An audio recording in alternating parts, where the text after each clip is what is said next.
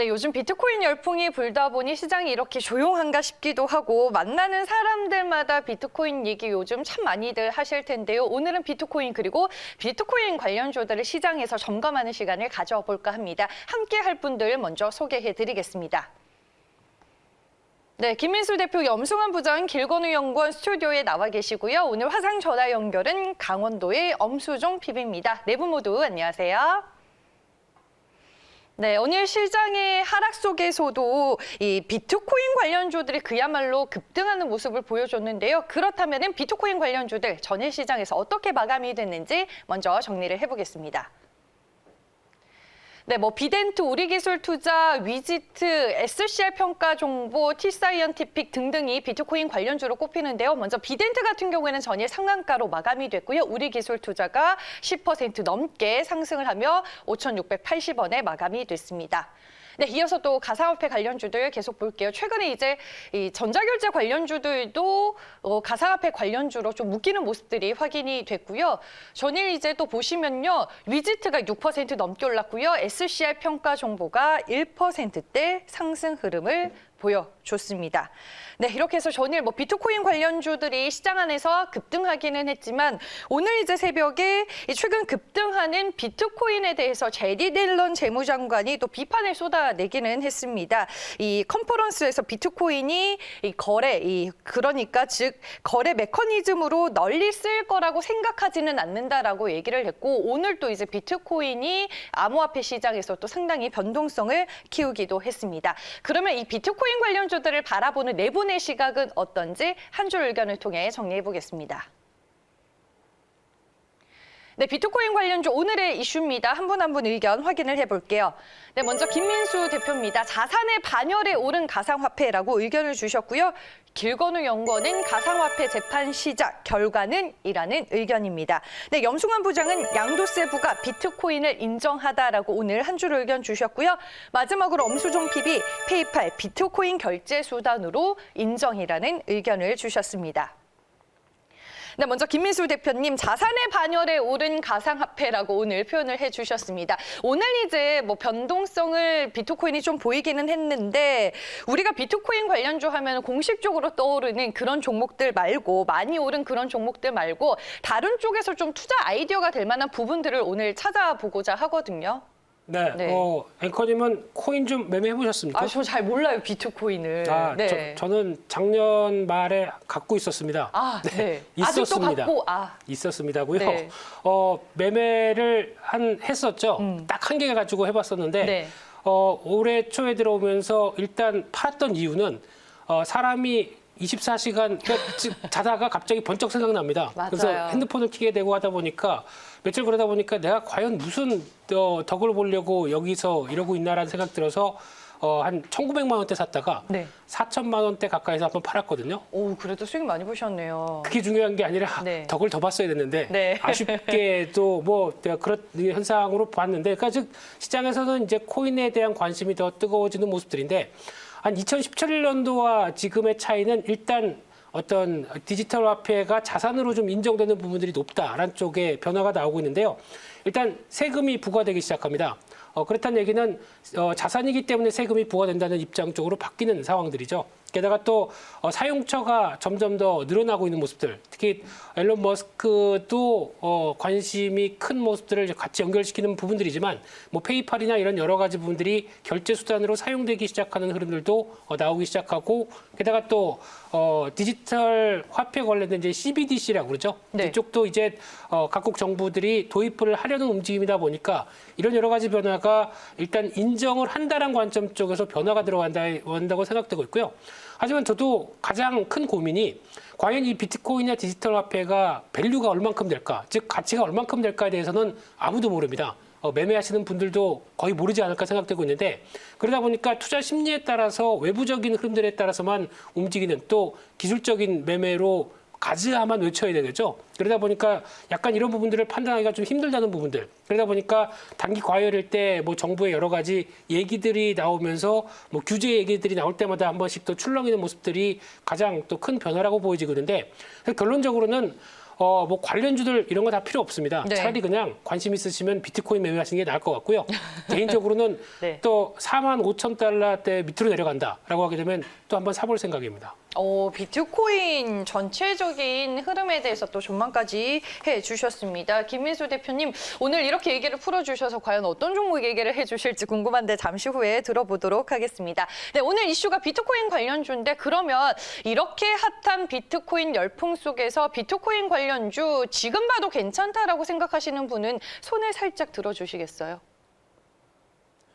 네, 들썩들썩 하셨는데 오늘 모르겠어요. 비트코인 관련주들 각각 이제 숨겨진 종목들을 좀 말씀해 주시지 않을까라는 생각을 하면서 얘기를 계속 들어보도록 하겠습니다. 네, 길건우 연구원은 이제 가상화폐 재판을 오늘의 한 줄 의견으로 주셨는데 이번 재판의 쟁점이 결국에는 암호화폐로 인정을 하느냐, 암호화폐를 이제 화폐로 인정을 하느냐 하지 않느냐 이게 좀 중요한 부분일 것 같은데 어찌된 상황인가요? 중요한 부분이긴 한데 뭐 결론부터 얘기하면 쉽지는 않을 거예요. 왜냐하면 인정을 하게 되면은 내려놔야 되는 것들이 이제 기존에 가지고 있는 것들이 너무 많기 때문에 아마 바로 되지는 않을 것 같고 이제 오늘 재판을 이제 시작을 하게 되는데 뭐 작년도 말에 미 증권거래위원회에서 이제 리플한테 소송을 걸었죠. 그래서 이제 재판을 시작하긴 하는데 한 번에 끝날 것 같지는 않고요.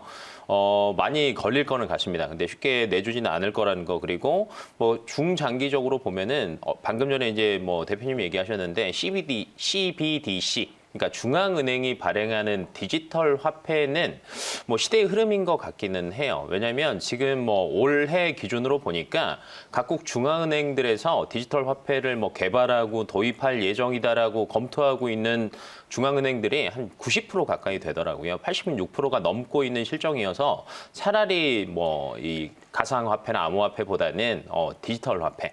중앙은행이 발행하는 이 디지털 화폐 쪽 관련주들을 한번 보시는 게 낫지 않을까라는 생각을 한번 해봅니다.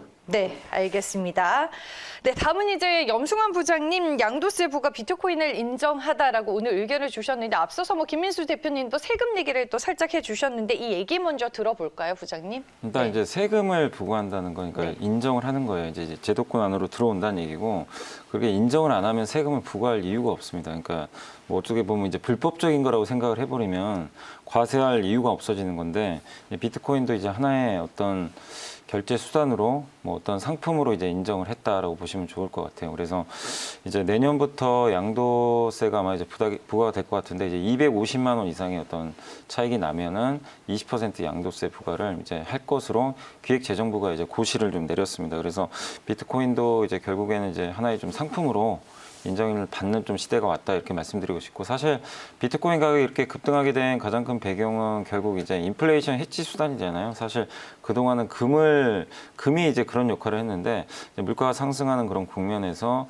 금 대신에 어떻게 보면 비트코인으로 좀 쏠림 현상이 좀 나오고 있고 또 그 배경에는 이제 페이팔이라는 세계적인 결제 회사가 이 비트코인을 이제 결제 수단으로 인정을 하면서 이 시장이 좀 열려버린 것 같습니다. 거기다 뭐 이 일론 머스크가 또 불을 또 한번 지펴버렸죠. 그래서 이 모든 것들이 지금 이제 맞아 떨어지면서 뭐 이 비트코인 시가총액이 뭐 1,000조 원을 좀 넘을 정도의 엄청난 지금 그 파급 효과를 좀 가져왔는데 결국에 비트코인의 뭐 끝이 또 어떻게 될지 모르겠지만 앞으로 많은 기업들이 특히 이제 빅테크 기업들이 이 비트코인을 계속 결제 수단으로 쓸 가능성이 높고 또 요새 메타버스 얘기가 많이 나오잖아요. 거기서 결국 중요한 또 수단 중에 하나, 지불 결제 수단 중에 하나가 또 가상화폐이기 때문에 시장 자체는 앞으로 좀 커지지 않을까 이렇게 좀 보고 있습니다. 근데 거기에 맞물려서 뭐 우리나라 이제 비트코인 관련주들이 이제 대부분 좀 움직이는 것들을 보면은 뭐 이렇게 비덴트 관련주라든가 이런 이제 거래소 관련 기업들이 좀 너무나 투기적으로 좀 움직이는 것 같은데 실제 가장 크게 좀 수혜를 받는 업체들은 제가 봤을 때는 결제 업체들하고 그 다음에 이제 채굴용 이거 어차피 이제 채굴을 해야 되거든요. 거기에 관련된 이제 반도체 수요가 계속 늘 수 있는데 관련해가지고 결국 GPU 수요가 늘어날 수밖에 없어요. 그래서 GPU 같은 경우는 이번에 그 엔비디아 쪽에 관련된 GPU를 삼성전자가 이 파운드리 쪽에 수주를 받았기 때문에 결국 파운드리와 관련된 기업들하고도 좀 연관을 지을 수 있을 것 같습니다. 그래서 한번 반도체 관련 섹터도 뭐 당장은 아니더라도 큰 흐름상 한번 관심 있게 보는 전략이 좀 필요할 것 같습니다. 네, 결제와 이제 반도체 쪽으로 압축을 해주셨습니다. 엔비디아 말씀해 주셨 주셨는데 암호화폐 채굴에 또 특화된 프로세서를 출시한다라는 소식이 있기도 했습니다. 결제 관련주 얘기를 해주셨으니까 2월 16일에 우리가 쿠팡편으로 부장님께서 케이지 모빌리언스를 소개해 주시긴 하셨는데 쿠팡과 더불어서 이제 비트코인으로 요즘에 또 결제 관련주들이 워낙 잘 갔으니까 살짝 점검도 해주시죠, 부장님. 그러니까 이제 네. 그 결제주들이 사실 네. 뭐 지난해 되게 좋았다가 지난 이제 그 한 가을 이후부터는 좀 시들시들해져 버렸거든요. 네. 아무래도 이제 백신이 나오다 보니까 언택트형 기업들이잖아요. 그래서 주가 좀 많이 흘러내리는 모습들이 나왔는데 실제로 돈은 잘 벌고 있고 그리고 우리가 뭐 백신이 나오고 안 나오고 상관없이 이쪽 그 온라인 쇼핑몰 시장 자체는 커질 수밖에 없는 거고 또 특히 이제 쿠팡에 결제액이 좀 계속해서 급증을 하고 있기 때문에 온라인 결제 회사들은 거기에 맞춰서 계속 좀 저는 성장할 수밖에 없는 그런 그림이다. 이렇게 좀 말씀을 드리고 싶고 특히 이제 그때 KG 모빌리언스를 말씀드렸던 게 네. 너무나 저평가돼 있어요. PER이 10배밖에 안 될 정도로. 그러니까 실적 좋은데 아무래도 뭐 KG 그룹이 좀 너무 M&A를 많이 하고 이러다 보니까 그런 부분에 있어 좀 리스크 때문에 주가 좀 부진했던 것 같은데 그거랑 별개로 KG 모빌리언스는 자체적으로 성장을 잘하고 있기 때문에 앞으로 결제업체들 뭐 계속 경쟁은 펼쳐지겠지만 관련해 가지고 KG 모빌리언스라든가 다날 같은 기업들은 뭐 계속 좋은 주가 흐름 보여주지 않을까 생각하고 있습니다. 네, 알겠습니다. KG 모빌리언스 전일 10%대 주가 상승으로 마감이 됐고요. 같은 날 이제 쿠팡편에서 엄수정 PB는 세틀뱅크를 또 소개해 주셨는데 KG 모빌리언스와 세틀뱅크가 또 같은 주가 패턴을 보이기도 했습니다. 오늘 그리고 비트코인과 관련해서 엄수정 PB가 또 결제 수단으로 인정이 되면서 이쪽으로 얘기를 풀어주실 것 같은데 비트코인으로 인한 결제 시장에도 지금 많은 변화가 생기고 있습니다. 엄수정 PB 어떤 포인트 보고 계세요?